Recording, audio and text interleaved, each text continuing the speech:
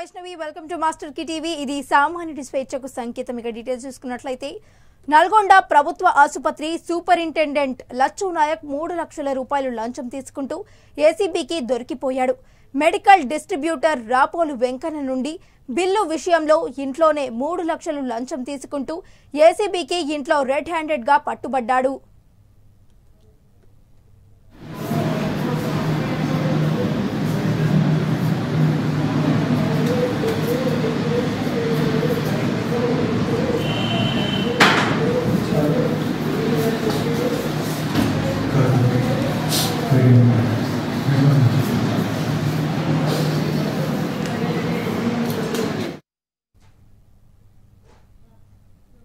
తన హెలికాప్టర్ కు బెంగాల్ ప్రభుత్వం అనుమతులు నిరాకరించడంతో బీజేపీ బెంగాల్ అధ్యక్షుడు దిలీప్ ఘోష్ రైలు, కార్లు, బైక్ మీద ఎన్నికల ప్రచారాన్ని కొనసాగిస్తున్నారు.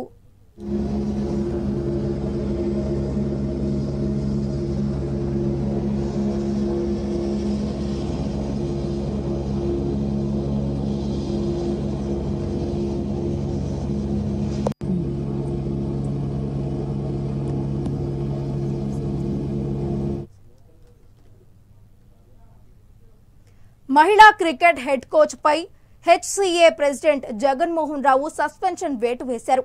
హైదరాబాద్ నుంచి విజయవాడకు మ్యాచ్ ఆడేందుకు బస్సులో వెళ్లిన మహిళా క్రికెట్ జట్టులోని కొందరిపై హెడ్ కోచ్ జయసింహ మద్యం సేవిస్తూ మహిళా క్రికెటర్లతో అసభ్యంగా ప్రవర్తించిన కారణంగా అతడిని సస్పెండ్ చేస్తూ ఉత్తర్వులు జారీ చేశారు.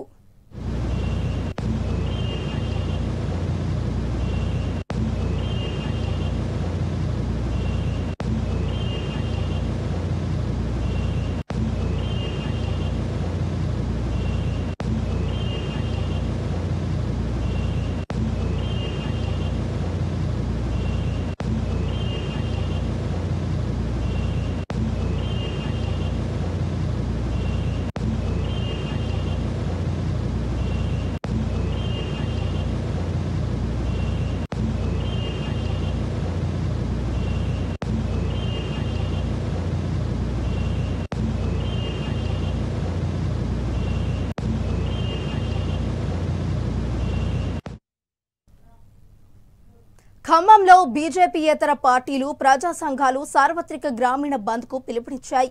కేంద్రంలోని బీజేపీ ప్రభుత్వం కార్మిక, కర్షక, రైతు, కూలీ వ్యతిరేక విధానాలను అమలు చేస్తూ కార్పొరేట్ శక్తులకు దేశాన్ని పెడుతోందని ఆరోపించారు. నెల రోజులుగా బంద్ పై ప్రజలు, కార్మికులు, రైతులకు, వ్యాపారులకు అవగాహన కార్యక్రమాలు నిర్వహించారు. జిల్లా వ్యాప్తంగా గ్రామీణ బంద్ ను విజయవంతం చేయాలని వారు తెలిపారు.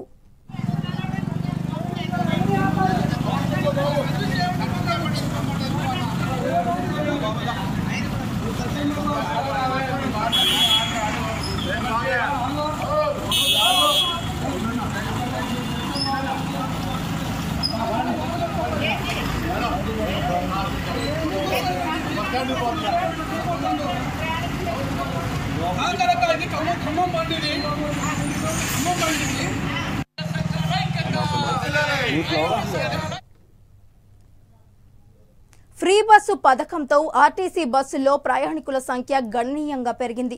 బస్సు నిండా సీట్లుంటే ఎక్కువ మంది ప్రయాణించడానికి వెసులుబాటుగా ఉండడం లేదని ఆర్టీసీ గ్రేటర్ హైదరాబాద్ జోన్ భావించింది. దీంతో బస్సు మధ్యలో మెట్రో రైలు మాదిరిగా సిట్టింగ్ ఏర్పాటు చేసింది.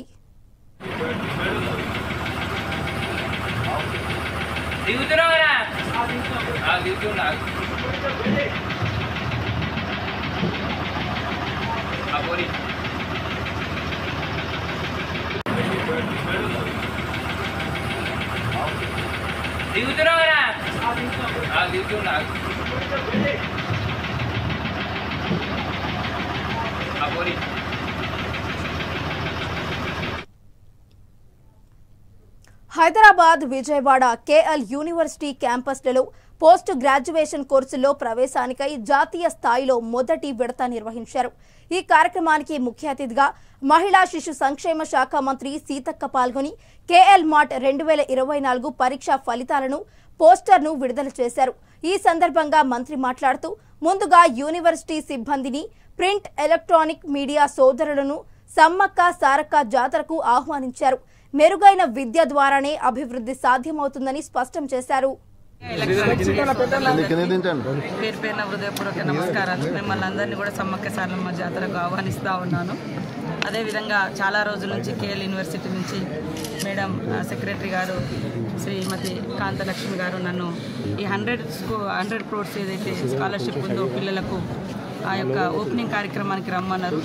నేను కొంచెం బిజీ స్కెడ్యూల్ తోటి రాలేకపోయినా సారీ చెప్తూ, ఏదేమైనా ఒక మంచి ఆలోచనతోటి దాదాపుగా 43 సంవత్సరాల నుంచి ఈ యొక్క కేఎల్ యూనివర్సిటీ విద్యాలయాలు ఏర్పాటు చేసుకొని యూనివర్సిటీని ఏర్పాటు చేసుకొని మరియు అనేక మంది పేద విద్యార్థులకు అదేవిధంగా మెరిట్ విద్యార్థులకు స్కాలర్షిప్స్ ఇస్తూ అదేవిధంగా ఇక్కడ చదివినటువంటి పిల్లలందరికీ కూడా ప్లేస్మెంట్స్ మంచి యూనివర్సిటీగా వారు ఎదుగుతున్నందుకు వారిని ప్రప్రథమంగా నేను అభినందిస్తూ ఉన్నాను.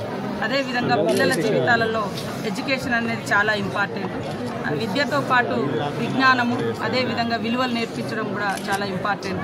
ఈ రోజు ఉన్నటువంటి సంస్కృతి చూస్తే హైదరాబాద్లో గతం నుంచి ఒక ఆనవాయితీగా కనిపిస్తుంది. చాలా క్లబ్బులు పబ్బులు పెరిగినాయి. సో సీఎం రేవంత్ రెడ్డి గారు కూడా గుక్క ఇట్లా క్లబ్ల సంస్కృతి మీద కూడా మరి దాన్ని తగ్గించాలి, పూర్తిగా నిషేధించాలనేటువంటి లక్ష్యంగా అడుగులేస్తున్నారు. యువతను మేము ఒకటే కోరుతున్నాము, తల్లిదండ్రులు పెట్టుకున్నటువంటి ఆశలు ఆకాంక్షలు అదేవిధంగా మీరు నిర్దేశించుకున్నటువంటి లక్ష్యాలు టార్గెట్ రీచ్ కావాలంటే మరి మన యొక్క మనసును అదేవిధంగా విద్యాలయాల్లో ఉన్నప్పుడు బయటికి పోకుండా ఖచ్చితంగా ఎడ్యుకేషన్ మీద దృష్టి పెట్టండి. ఈ దేశ నిర్మాతలు మీరు కాబట్టి విద్యార్థులందరూ కూడా రేపటి మన మానవ వనరులు. విద్యార్థులకు అందరికీ కూడా ఒకటే చెప్తా ఉన్నాం, సమస్య అనేది ఎక్కడొస్తుందో అక్కడే నిలబడి దాన్ని ధీటుగా ఎదుర్కోవాలి. ఎందుకంటే చిన్న వాటికే కుంగిపోవద్దు. మీ తల్లిదండ్రులు ఎన్నో కష్టాలు ఎదుర్కొని మిమ్మల్ని చదివిస్తూ ఉంటారు. తక్కువ మార్క్స్ వచ్చినాయనో లేకుంటే మనం ఏదైనా మిస్టేక్ చేస్తే అది బయటకు వచ్చిందని బాధతోటి సూసైడ్ చేసుకుంటూ ఉంటారు. లేదా హాస్టల్స్లలో ఏదైనా చిన్నగా మాట్లాడితేనో లేదా ఏదైనా వేధింపులు అయినాయనో ఆత్మహత్యలు అటువైపు వెళ్ళకుండా ఎదిరించడం, ప్రశ్నించడం. నా లైఫ్ అక్కడి నుంచే స్టార్ట్ అయింది. మేము హాస్టల్లో ఉన్నప్పటి నుంచి ఈవెన్ 7th క్లాస్ స్టూడెంట్గా ఉన్నప్పటి నుంచి కూడా మేము అంటే పోరాట బాట పట్టినాం, ప్రశ్నించినాం, నిలదీసినాం. మాకప్పుడు ఇంత ఎడ్యుకేషను ఇంత సొసైటీతో సంబంధాలు ఏం లేవు. కానీ మాకు అన్యాయం అనిపించింది, మేము ప్రశ్నించినాం. ఇది తప్పు అనిపించింది, మేము ఎదిరించినాం. సో ఇప్పుడున్నటువంటి స్టూడెంట్స్కి చాలా అవకాశాలు ఉన్నాయి.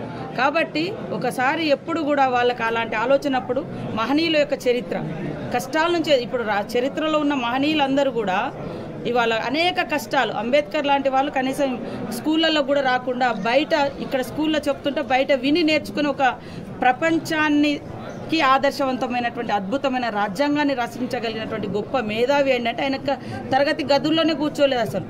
కాబట్టి స్టూడెంట్స్ అంతా కూడా అట్లాంటి మహనీయుల యొక్క చరిత్రను.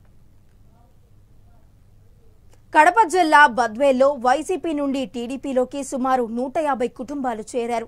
మాజీ ఎమ్మెల్యే విజయమ్మ, టీడీపీ సమన్వయకర్త రితీష్ రెడ్డి ఆధ్వర్యంలో పట్టణంలోని సింగసాని గురురాజా, సింగసాని విజయ్ కుమార్ ఆధ్వర్యంలో టీడీపీ తీర్థం పుచ్చుకున్నారు. ఈ సందర్భంగా వారు మాట్లాడుతూ వైసీపీలో ఏ విధమైన ప్రాధాన్యత లేదు కాబట్టి టీడీపీలో చేరినట్లు వారు తెలిపారు. ఈ కార్యక్రమంలో టీడీపీ నాయకులు, జనసేన నాయకులు, అభిమానులు, కార్యకర్తలు తదితరులు పాల్గొన్నారు.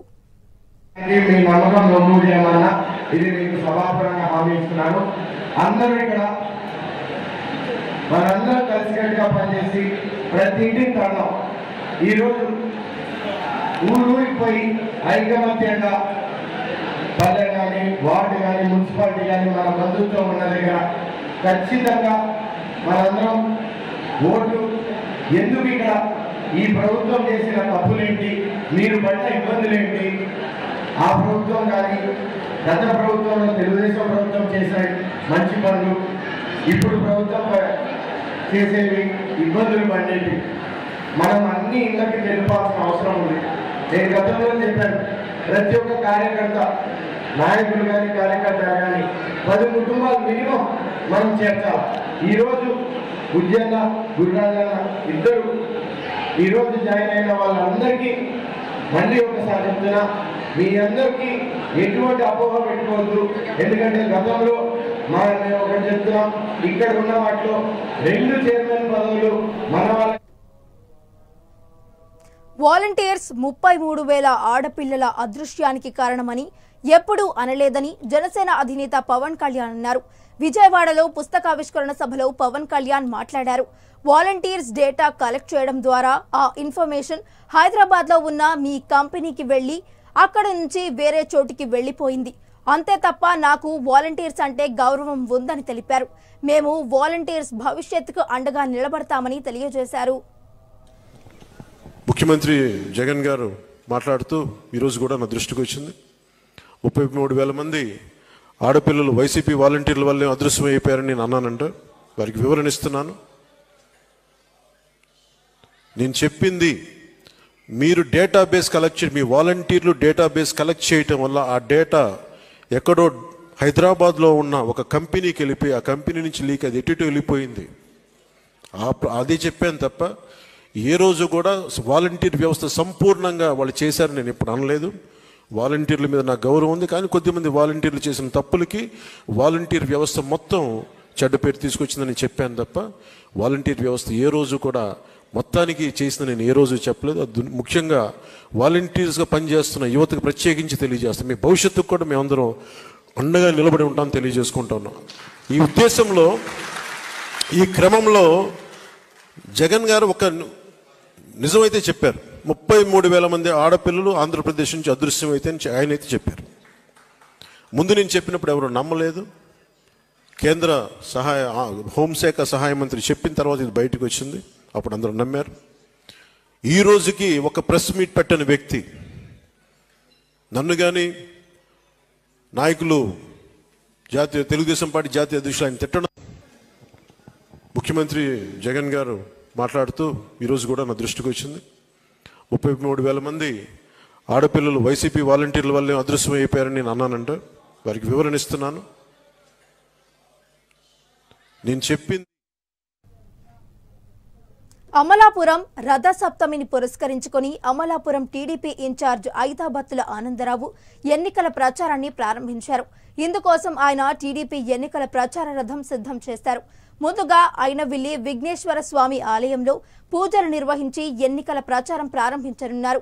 గతంలో 2 ఎన్నికల నుండి ఎన్నికలకు సెంటిమెంట్ గా రథసప్తమి రోజున ప్రచార రథాన్ని ప్రారంభించి ఎన్నికల ప్రచారం నిర్వహిస్తున్నారు.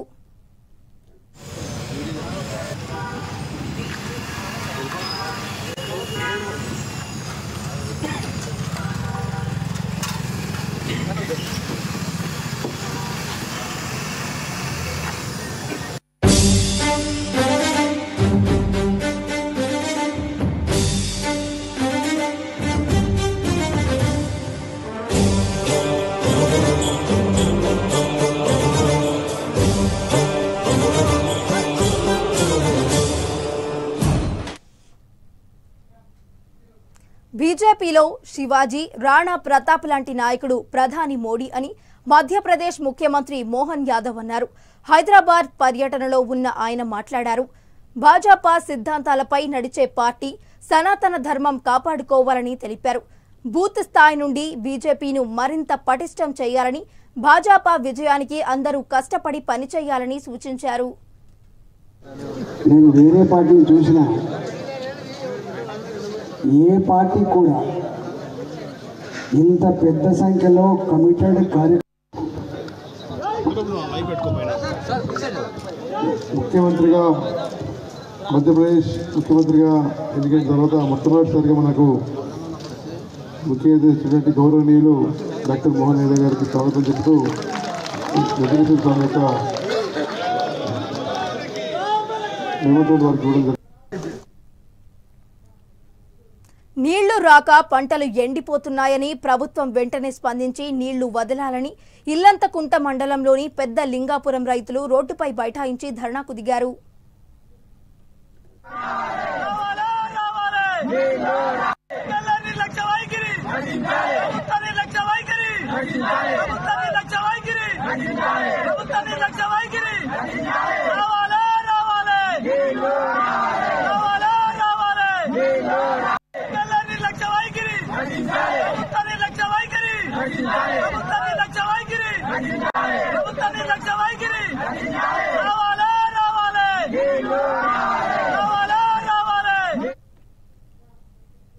దేశంలో కార్మిక చట్టాలకు వ్యతిరేకంగా పాల్పడుతున్న బీజేపీకి నిరసనగా పెద్ద ఎత్తున విశాఖలో కార్మిక సంఘాలు ర్యాలీ నిర్వహించారు.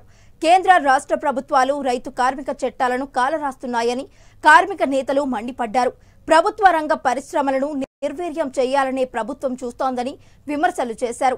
ప్రజాస్వామ్య దేశంలో బీజేపీ పాలన చాలా ప్రమాదమని, ప్రజలు కార్మికులు మేల్కొని వచ్చే ఎన్నికల్లో కేంద్ర రాష్ట్ర ప్రభుత్వాలకు బుద్ధి చెప్పాలని హెచ్చరించారు.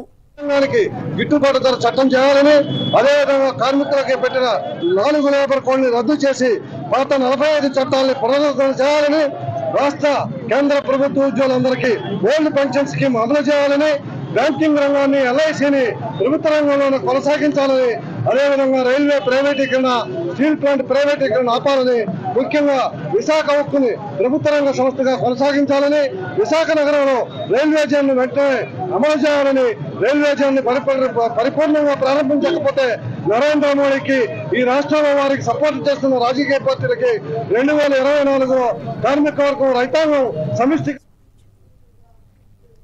దివ్యాంగుల జీవితాల్లో వెలుగులు నింపేందుకు కేంద్ర రాష్ట్ర ప్రభుత్వాలు అవిరళ కృషి చేస్తున్నాయని కేంద్ర మత్స్య, పశుసంవర్ధక, పాడి పరిశ్రమల శాఖ మంత్రి పరుషోత్తం రూపాల పేర్కొన్నారు.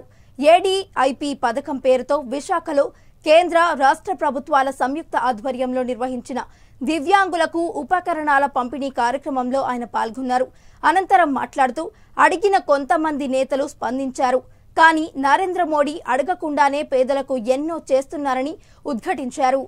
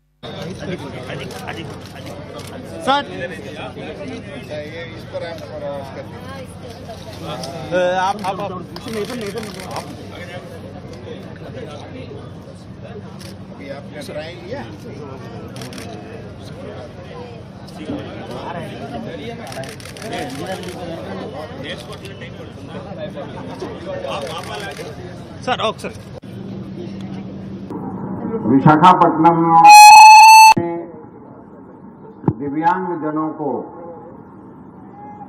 उनके जरूरी उपकरण उपलब्ध कराने का भारत सरकार का कार्यक्रम हो रहा है, जिसको यहां साकार करने के लिए राज्यसभा के मेरे साथी GBL नरसिम्हा राव गारू जी ने इतना सुंदर प्रयास किया, इसके लिए मैं उनको भारत सरकार की ओर से बधाई और धन्यवाद देता हूं। దివ్యాంగుల ఉపకరణాల కోసం కేంద్ర ప్రభుత్వం చేపట్టినటువంటి ఈ కార్యక్రమాన్ని ఇక్కడ అత్యంత సుందరంగా అమలు చేసినందుకు వారు నా పేరు చెప్పి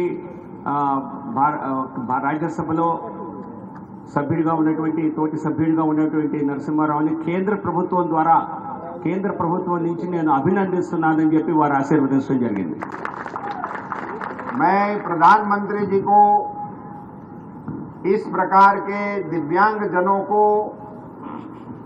साधन देकर उनके जीवन को थोड़ा सरल बनाने का प्रयास करने के लिए साधुवाद देता हूं। ऐसी सुंदर योजना जो प्रधानमंत्री जी ने देश भर के दिव्यांगों के लिए बनाई है, उनको जमीन तक पहुंचाने का काम करने के लिए मैं इस विभाग के मंत्री डॉक्टर वीरेंद्र कुमार जी को भी मैं याद करके बधाई देना चाहता हूं। राजा ऐसा होना चाहिए जो जनता के सुख से सुखी हो, जनता के दुख से दुखी हो। मुझे ये बताते हुए बड़ा गर्व हो रहा है कि आज हमारे देश को एक ऐसे प्रधानमंत्री मिले जो गरीबों के दुख को देखकर द्रवभूत हो जाते हैं और उनके दुख को काटने के काम में लग जाते हैं। రాజా ఒక రాజా ఎలా ఉండాలంటే ప్రజలు సుఖంగా ఉంటే తాను కూడా సుఖంగా ఉండి ప్రజలు दुखा। मैं आपको एक बात बताऊंगा, आपको आश्चर्य होगा। मैं बहुत साल से राजनीति में हूं, कई प्रवाह मैंने देखे हैं। राजनीति में ज्यादातर ऐसा होता था कि जो ताकत से आवाज उठाता है उसकी सुनी जाती है, या तो जिसके पास बहुत मतों की ताकत है उन लोगों के सवालों को सुना जाता है। अब यहाँ बैठा हुआ कोई आदमी मुझे बताए कि उन्होंने प्रधानमंत्री को बताया हो कि मुझे मदद की जरूरत है, ऐसा कोई आदमी है इस पर? వాలంటీర్లు సేవకుల లేక వైసీపీ కార్యకర్తల అని టీడీపీ రాష్ట్ర ప్రధాన కార్యదర్శి మొహమ్మద్ నజీర్ అన్నారు. జిల్లా టీడీపీ కార్యాలయంలో జరిగిన సమావేశంలో ఆయన మాట్లాడుతూ వాలంటీర్లు తమ కార్యకర్తలే అని వైసీపీ నేతలు అంటున్నారు. వాలంటీర్ల లేక కార్యకర్తల అనేది ప్రభుత్వం స్పష్టం చేయాలని డిమాండ్ చేశారు. 5,000 రూపాయల జీతంతో జగన్ వాలంటీర్లను బానిసలుగా చేశాడని ఆరోపించారు. వాలంటీర్స్ అనే వాళ్ళు స్వచ్ఛంద సేవకుల వైసీపీ కార్యకర్తల, వాళ్ళు వైసీపీ కార్యకర్తలే అని అంటున్నారు. ఎవరు? మేం కాదు, వైసీపీ నాయకులే. ముఖ్యమంత్రి గారి నుంచి, విజయసాయి రెడ్డి గారి గారి నుంచి, అమ్మటి రాంబాబు గారి గారి నుంచి, కొడాలి నాని గారి నుంచి, రోజా గారి నుంచి, ఎమ్మెల్యేలు, ఎంపీలు, అలాగే గ్రామ స్థాయిలో సర్పంచులు కూడా, రే మీరు మా కార్యకర్తలు, మేము పెట్టుకున్న వాళ్ళు, మీకు చట్టబద్ధత లేదు, మేము పేర్లు ఇస్తే మీరు మా కార్యకర్తలు కాబట్టి మా పార్టీ పనులు చేయడానికి కార్యకర్తలుగా వాలంటీర్స్ని మేము పెట్టుకున్నామని చెప్పటం టీవీల్లో, పేపర్లో అనేక సార్లు, దాదాపు 4 సంవత్సరాల పైన అయింది. 2019 అక్టోబర్ 2న వాలంటీర్ వ్యవస్థ ఏర్పడింది. అలాంటి వాలంటీర్స్ ఏ విధంగా ఈ సమాజానికి ఉపయోగపడుతున్నారు? సమాజ సేవకు ఉపయోగపడుతున్నారా? లేకపోతే వైసీపీ పార్టీ యొక్క సేవలో తన్మయంతో వాళ్ళ జీవితాలు గడుపుతున్నారంటే, నిన్న జగన్ గారి ఫిరంగిపురం గుంటూరు జిల్లాలో జరిగిన వాలంటీర్స్ పురస్కారాల మీటింగే దానికి నిదర్శనం. ఈ రాష్ట్రంలో 2,55,464 మంది వాలంటీర్స్. ఇక ఇవి ఈ బులెటిన్ అప్డేట్స్. మరిన్ని అప్డేట్స్ తో మళ్ళీ కలుద్దాం. Until then keep watching master కి టీవీ. ఇది సామాన్యుడి స్వేచ్ఛకు సంకేతం.